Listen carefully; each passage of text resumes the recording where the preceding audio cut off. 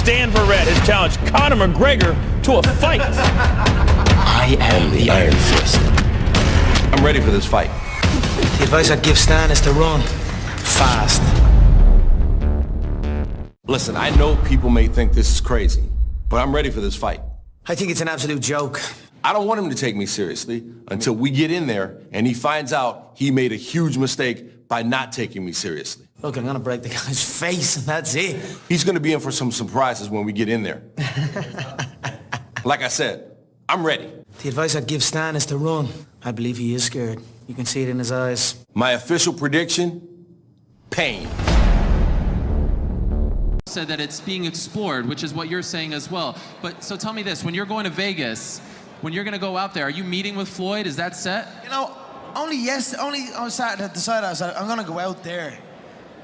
Everything's good on the phone and that, but I need to go out there and really be in there and just get it. Because since that last fight, since Christmas, since everything, I've been celebrating, I've been toasting.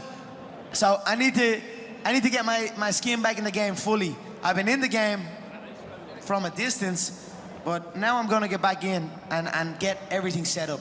But that fight was more than just being explored. That fight has been in the works a while now. So look, there's a lot of steps to get through to get the fight done, but it's the fight to make. It's the fight that people want. It's the fight I want. It's the fight I know I'm confident going in there. I've got the reach. I've got the youth. I've got the confidence. I've got the unpredictable style. You can't prepare for a style like me.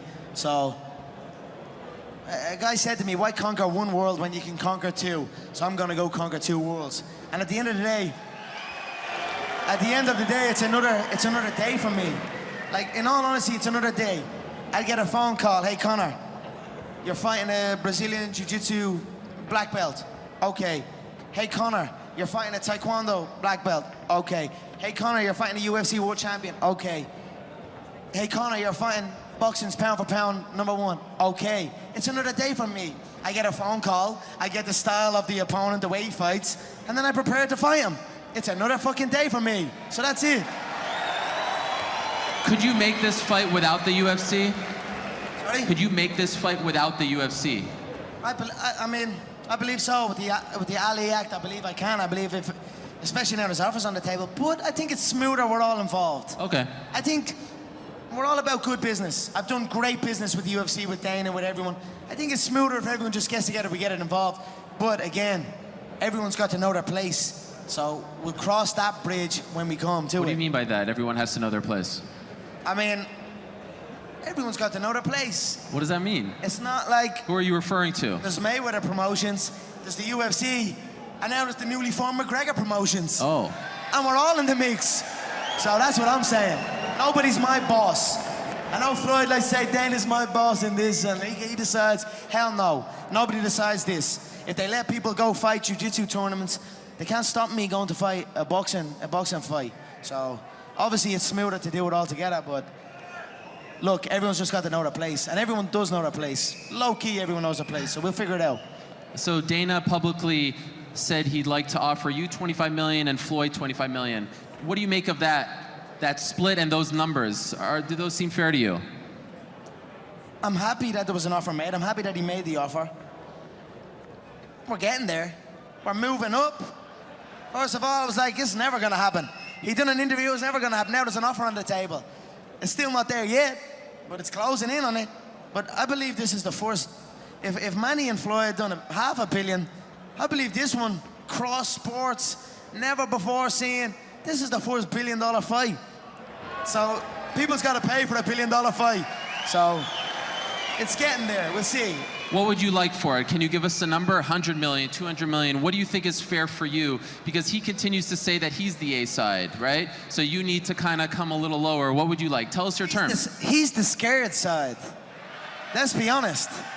He's not trying to have a real fight. He needs rules to protect him. I don't need rules. So he can say he's this and he's that, but in reality, he's scared shitless. He is scared shitless. If I decide to just fight him straight up, fuck the UFC, fuck MMA, fuck boxing, fuck sports fighting. Let's just say we fight. It'd be the easiest fight, you know what I'm saying? It'd be the easiest fight ever. So he can say what he wants, and he can try and promote what way he wants, and he can try and big up his net worth. It was a nice little play where he crossed my net worth to his net worth, even though that net worth was completely wrong. Yeah, tell us what it is. What is it? Can you tell us for my the net record? worth? Yeah. Figure what Forbes figured, and then figure more. That's a Jay-Z quote. Do you think that they need to make this fight happen, the Floyd-Conor fight happen? Because you look at 208, you look at 209, Ronda's on hiatus, Brock's not coming back, John Jones is suspended, you're, figuring this. They need to make this fight to start making some money, right? They're in debt, they took out a massive loan. It would almost behoove them to do everything in their power to get this done, would it not?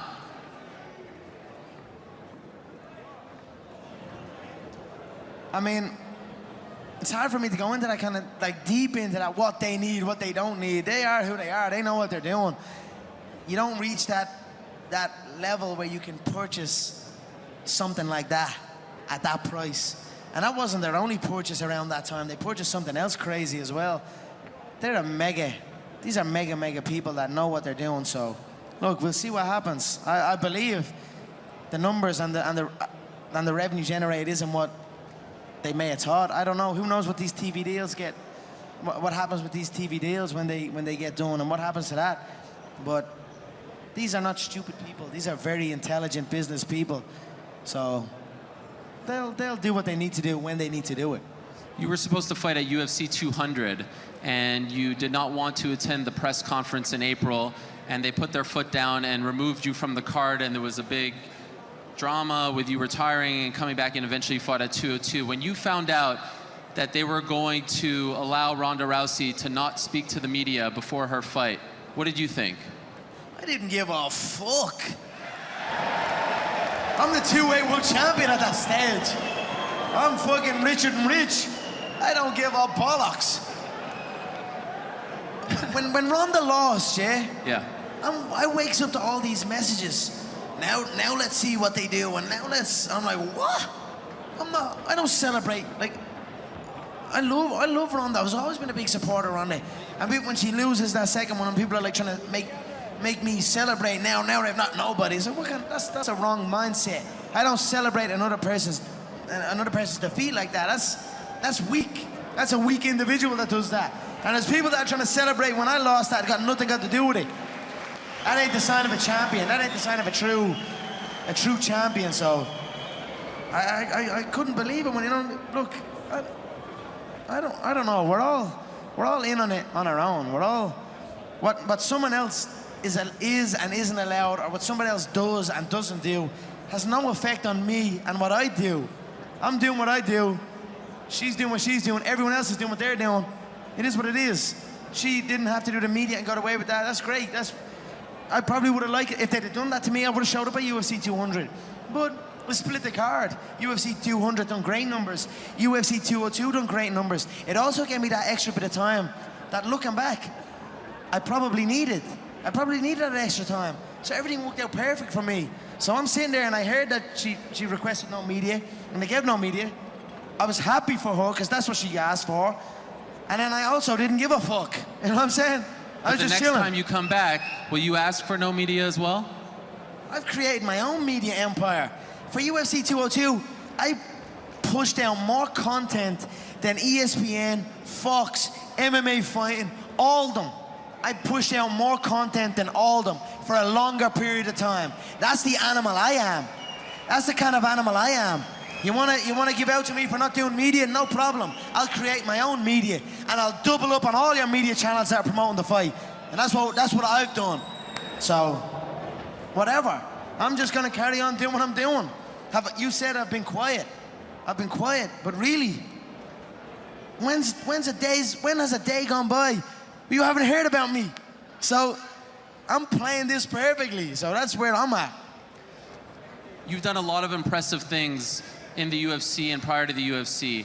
But to me, the most impressive thing that you did was the way you handled the loss to Nate Diaz. You put on the suit, you took it like a champ, you faced the media, you did not run away, and you came back, you took the same fight, you wanted it. That, to me, was the blueprint how a champion should handle a loss. And it was really admirable. I feel like you can show that to a young kid and say, this is how you handle it. And Dominic Cruz did a similar thing. And I don't want to pick on Ronda, but she did not do that. So for you, Is that surprising? I know we're all different people, but do you think that it would have maybe helped her out in the Amanda Nunes fight if you don't shy away from talking about it, if you stand up there, face the music, and then move on so that you can close that wound? Look, she came in phenomenal shape, Ron. Yep. I no doubt she was backstage hungry, training. I knew by the shape of her. I knew by looking at her on the scales. She came in with everything. She got hit with an inside leg kick and a jab in the opening bell. And when that, listen, these gloves are very, very small.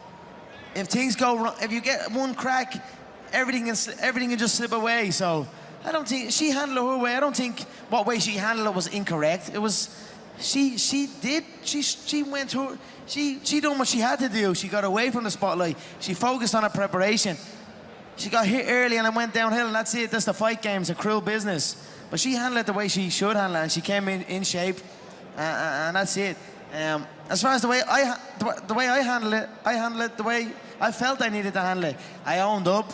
I'm a cocky motherfucker.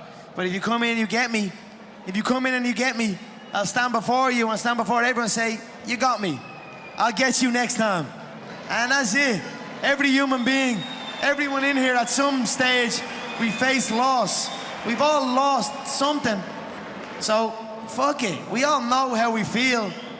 You know, we all know how a loser on the night feels, because we have all lost at one point or other in our lives. So I made no mistakes, or made no excuses. I manned up, took it on the chin, got back to the drawing board, prepared, came back, and rearranged Nate's face in the second fight. So it was perfect.